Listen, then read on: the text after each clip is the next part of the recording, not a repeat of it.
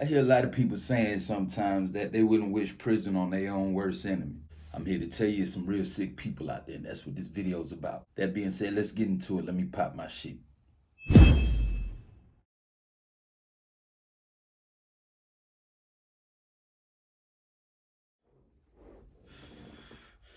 The same way we got predators in the free world, you got them in prison.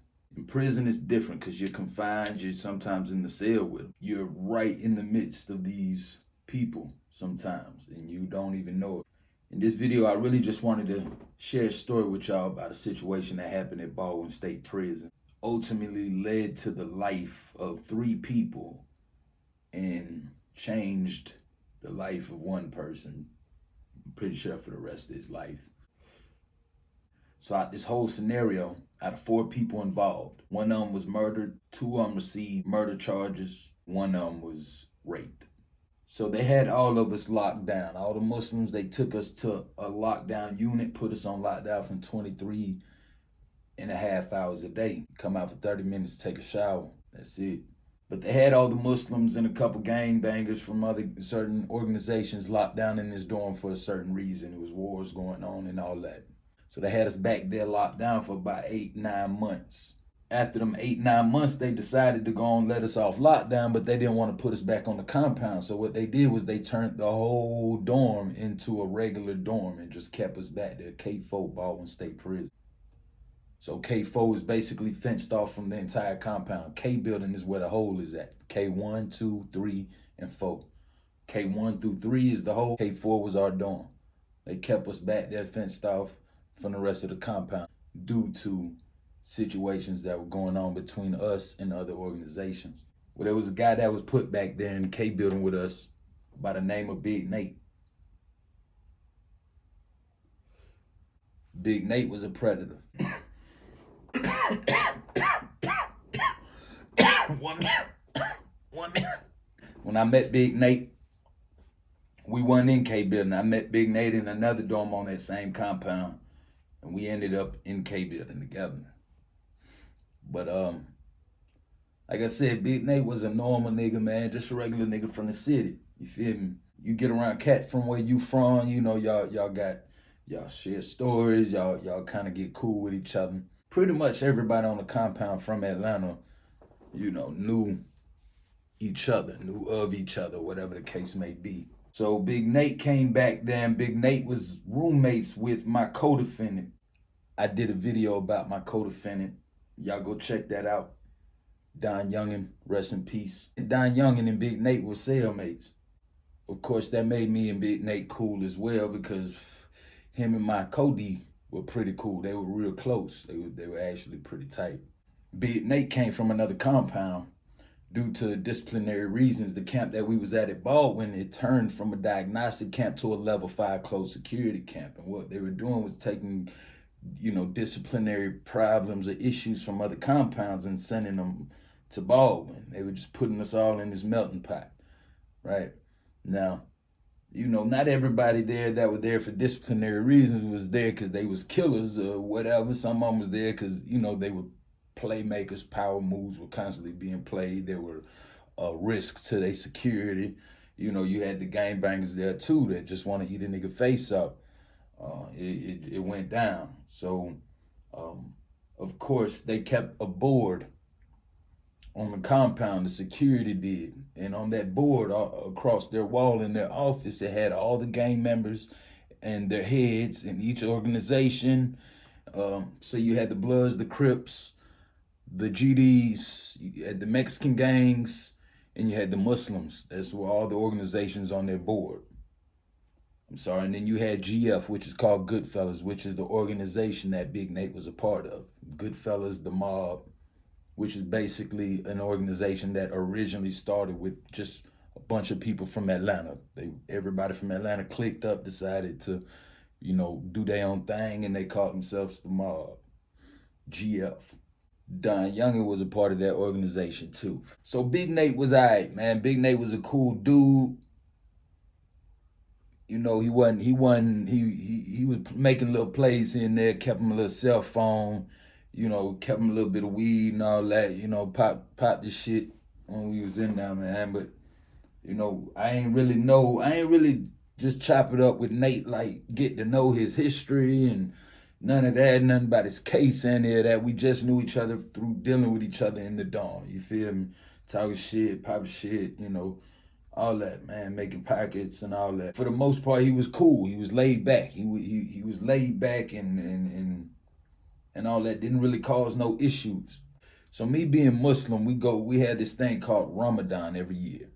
Once a year, Ramadan comes around where we fast for 30 days.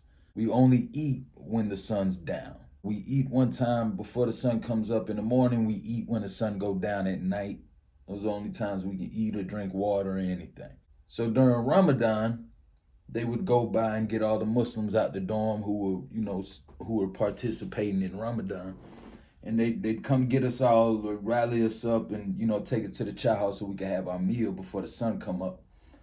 And we're all out there. Of course, we got to make our rakats, which is our prayers. We got to make our prayers before we go do that. So we standing out there, me and about 8, 9 brothers standing out there with our rugs, getting ready to do our thing. So a couple of the doors in the dorm pop. So when they start popping the doors in the dorm, in the morning time, it's, for them to start getting ready to go to their breakfast after we done. Once we done with our meal and leave the chow hall, they go, the rest of the compound go eat their meal. So as we standing out there, they pop Big Nate's room. Now, Big Nate had got a new roommate the night before. His roommate was a little boy. I'm talking about this little boy was probably, 5'3", 5'4", man, a little boy. I'm talking about 17, 18 years old. Couldn't have been no older. Definitely couldn't defend himself against a grown man. We was out there about to make our prayers. They popped up the doors for people to get ready for chow. And this little boy came running out of Big Nate's room. He go running, Big Nate come out the door a little bit behind him like, man, come on, stop playing, man, stop playing. Like he was telling his roommate, man, come on with all that, come on with all that. But we kind of watching what's going on because we standing right there in the midst of it. And the little boy said he raped him. Now, of course, this situation I can speak about because the situation's over and done with. But the little boy came running out that room, man, terrified of Big Nate. So when I seen the little boy talking to the officer, and I look back at Big Nate, we all looking at, me and the brothers, we looking at each other confused and not even really confused, but more so like, come on now, Big Nate raping kids? I was kind of thrown back. I ain't gonna lie to you. By that time, we made our prayers. They took us out the dorm. They had already handcuffed Big Nate, took him to the hole, which was directly next door to our dorm. They started their investigation. So apparently, the little boy told the police that he spit whatever was in his mouth on the bed. They went and got the bed sheets. When they tested the bed sheets, they found the sperm and all that. So this little boy, 17, 18 years old, man. Imagine this child being put into this room with a dude 3 times his size. Imagine the pressure that he probably felt sitting in that room, man, when this predator started telling him whatever he told him to make him do, whatever he was trying to make him do. I'm not sure what the boy was locked up for. Never sat down and asked him, never had that type of conversation with him. I just know I used to see him around the compound. Little young kid, you could tell, he a little knucklehead. I'm pretty sure that situation scarred that boy for life. Big Nate ended up getting shipped out. They shipped him to Hayes State Prison.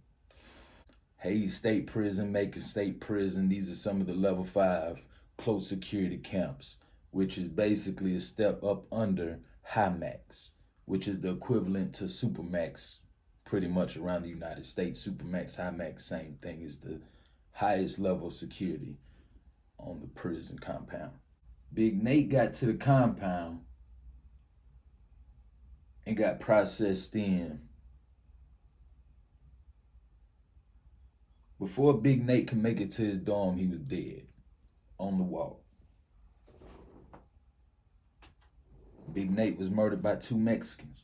From what the police reported, the officers reported the 2 Mexicans were standing outside the dorm or the building he was coming out of. And they caught him as soon as he was either about to go in his dorm or coming out of the building. I'm sorry, I don't want to put up misinformation or anything. I'm not exactly sure where, but I just know that he had just got to the compound and he was killed. The two Mexicans that killed him, I'm not sure what organization or anything that they were a part of. So one of the Mexican dudes who killed Big Nate was scheduled to get out right after that happened. He only had a couple years left. The other one who did it, he had about 20, 30 years on the bid. Couple years into a whole life sentence. Other Mexicans turned it into a life sentence, but what's the difference between 20, 30 years and a life sentence? I don't think there's a difference at all. So in my opinion, Big Nate got what he deserved. Every stab that they hit him with, he deserved that shit. No offense to the family, no disrespect to the family. Sorry for y'all loss.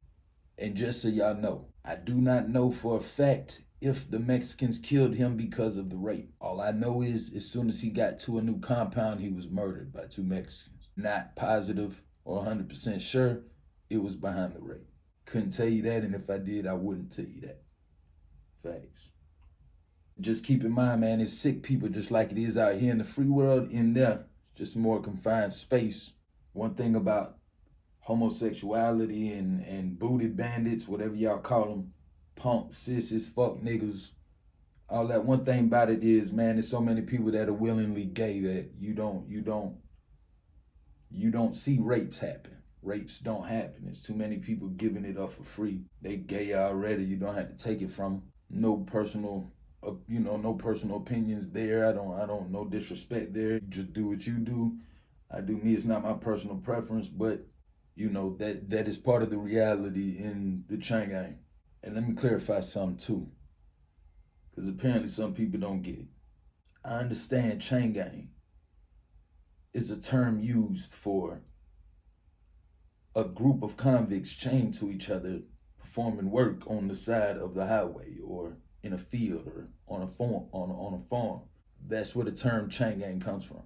In the South, every part of the prison is called chain gang, and that comes from the older convicts, the convicts from back then. They called it the chain gang.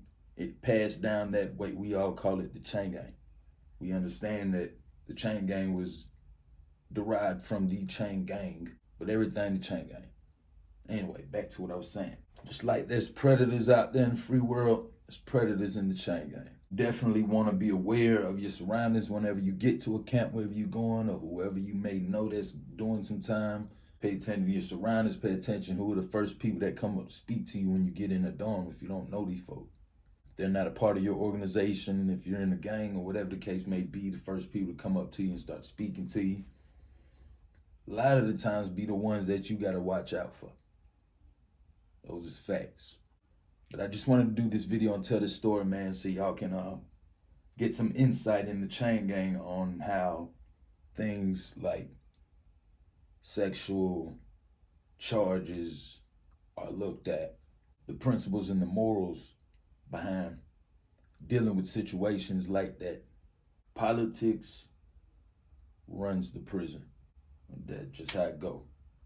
But I say it myself, man. I wouldn't wish prison on my worst enemy unless they was a predator. With that being said, man, it's Super Max, and it's a difference between a convict and an inmate. Let's keep that shit understood.